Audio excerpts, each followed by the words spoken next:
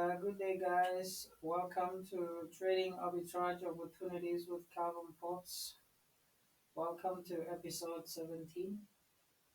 Today we're going to be talking about silver. I believe that a lot of people have been waiting to see the silver trade. The reason why we're not trading gold, we're trading silver, is because the interest rate differential on silver US dollar is at 6 points per day or per night. So you pay it's negative 6 points per night, meaning that you're gonna be paying a swap of negative 6.65 points. It's not percentages. So I just use percentages because most of the time uh, we understand percentages, but those are not percentages; those are points. Because so you're gonna be paying a swap of negative 6.65, meaning this whole thing becomes it becomes what we call a negative carry. So a negative carry means that each night that you're gonna be holding a trade, you're gonna be paying minus you're gonna be paying 6.65 points a trade, meaning that this is the daily time frame. Each candlestick I'm gonna be paying 6 points, 6 points, 6 points, 6 points, 6 points per day. So what happens when you're paying a swap is that let me show you with that favorite stick of mine. Let's say you entered the market down here. Let me change it into no. It's fine as when it's green. Let me just change it into something that is not on the screen into white. Okay. Let's say my entry level is here, and I'm holding a long trade. Each night that that I'm paying the negative swap, my entry level will be moving up. It'll be moving up. It'll be moving up. I'm not controlling my entry level, but the more I pay, the more my entry level moves. You cannot see this when you're holding a trade on MT5, but what happens is that the more you pay, the lesser you make, the lesser gains you make. So in case the market reverses into your profits, you will discover that when the market, let's say you enter the market down here, but when the market comes back to something like this level, you discover that you're already in the negatives. But your trade is, your entry level says it's here, but you're already, when the market reverses here, you're already in the negatives.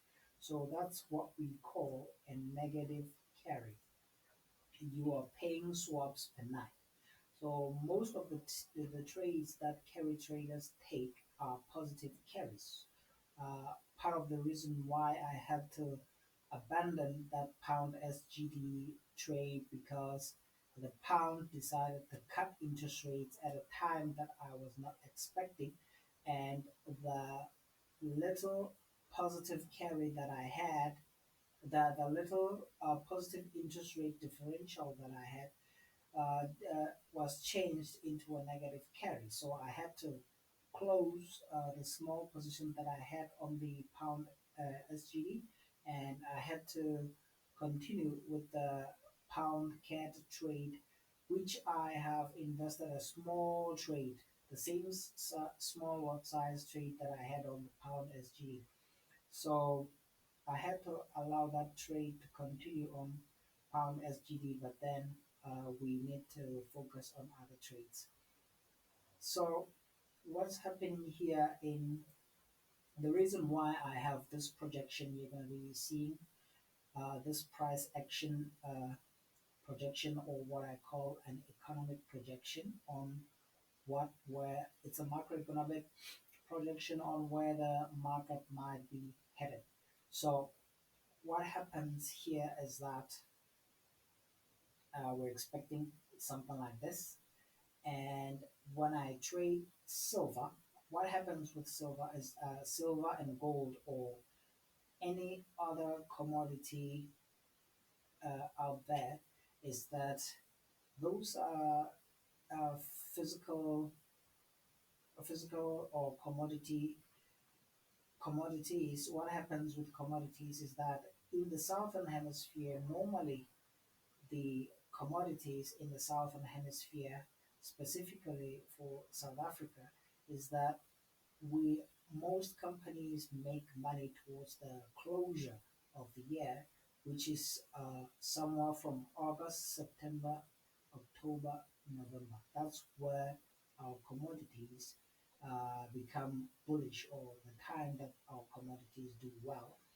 And in the northern hemisphere, what happens is that when the year start is around March, April, May, uh, that's where the commodities, the very same commodities that we're talking about here on Trading View, they start to pump, but they don't pump because of us. They pump because of the northern hemisphere trading. Because we're talking about summer.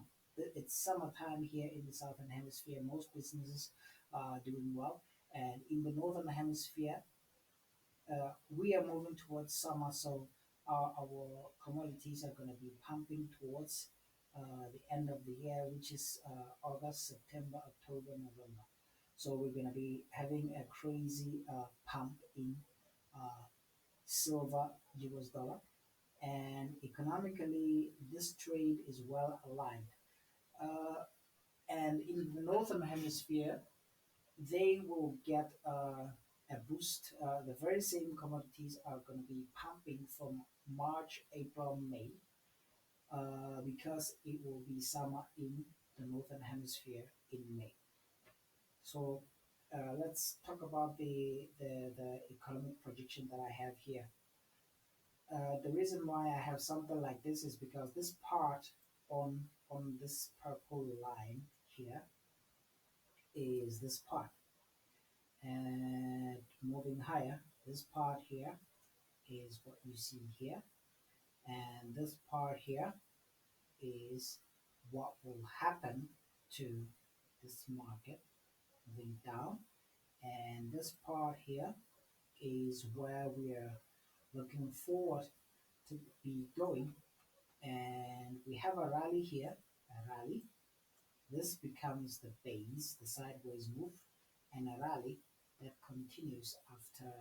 It's like a projection of what you see here, continuing from here, creating something similar to this. So this would be our last trade on our commodities, which is silver. So let me tell you, when I trade silver, I normally trade it based on, okay, the market sentiment says we're going to be silver or commodities are going to be pumping in the southern hemisphere based on uh, the closure of the year, and that's the economic sentiment on silver. But at the moment, we're going to be trading based on the US dollar. So let's move into the economic part of the US dollar. In the US dollar, the when we talk about interest rates, there's something created by George Soros. So that thing is uh, he studied what we call the boom bust processes created by the interest rates. So we're expecting an explosion of the US dollar, but that will happen, I think, on the 25th of December, somewhere there, or before the 25th of December. That's where we're going to have a bullish explosion in the US dollar. So at the moment, we are looking at the interest rates. The reason why we have the interest rates moving straight, there are two reasons. The first reason is that when the US dollar is cutting interest rates, they become aggressive. The first interest rate here at 5.5%, they decided to cut 50 basis points, which is not normal, which is aggressive. Normally, when we cut interest rates, we cut by 25 basis points. So we decided to cut first by 50 basis points, and from here they decided to cut by 25 basis points. From 5 to 4.75 means they decided to cut interest rates by 0.25 0.25 basis points. They just call them 25 basis points. So, and they gave us another interest rate cut of 25 basis points.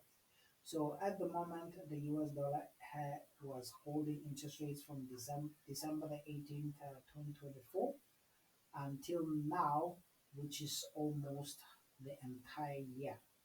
So the reason why a currency would hold interest rates is because uh, of the inflation giving us what we call a stable performance. Let's say our inflation was moving higher like that, the country would stop cutting interest rates. And if it drops, if it collapses like that, they'll start cutting, which they did not do. And inflation is actually back to uh, the more stable levels, meaning that the currency does not have to cut interest rates. That what they can do is observe the nature of observe what is happening in terms of inflation. So this performance of inflation accompanied with the GDP that looks to be stable. As you can see, the GDP was collapsing and then it became a little bit stable. If it drops from here, they might consider cutting interest rates, but they're not doing that at the moment. So this might give us both the inflation and the GDP. This might give us the conclusion that the US dollar is not going to be cutting interest rates, which is a bullish signal, and that bullish signal will cement the boom bust process that we are talking about, that is created by a recovery in a recession. The reason why we cut interest rates is because the economy is moving towards a recession. So the unemployment rate here had given us what we were looking for, which is a bit higher, from 4.1% to 4.2%, which is cementing a trade on the, let me show you the date.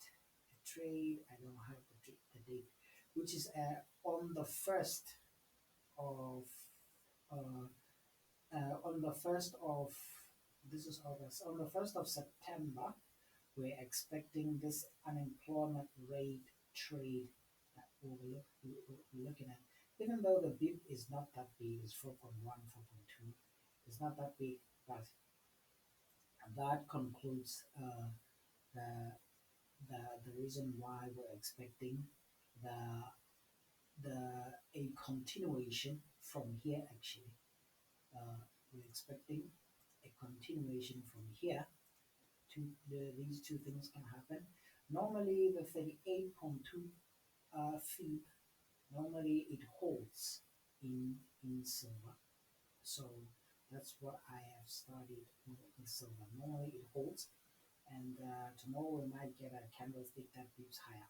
The reason why I'm saying the market might come back here, which will not happen with silver, if the economic divergence is that big. Okay, on the dollar, guys, I have to conclude this video. We'll continue on the next video. I don't want to exceed that. Okay, we're gonna be expecting a pullback or a continuation of a bullish move in silver. Goodbye, guys.